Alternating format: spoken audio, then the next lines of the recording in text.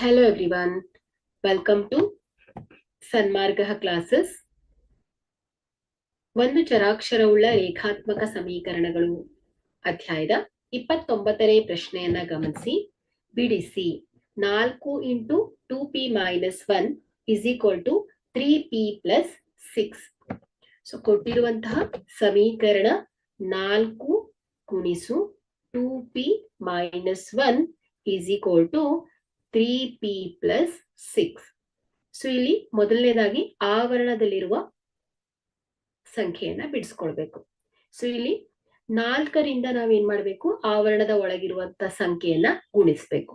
So 4 2 8p plus minus 4 1 4 = 3p + 6.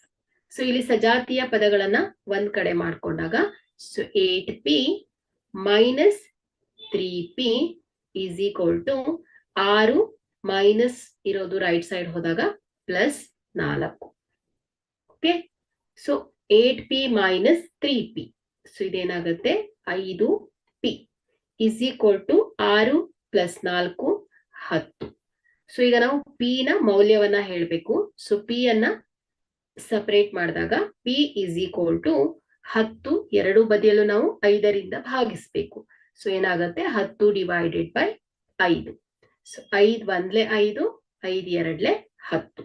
ಹಾಗಾದ್ರೆ p = 2 ಆಗಿದೆ. ಹಾಗಾದ್ರೆ ಇಲ್ಲಿ p ನ ಬೆಲೆಯು 2. Thank you.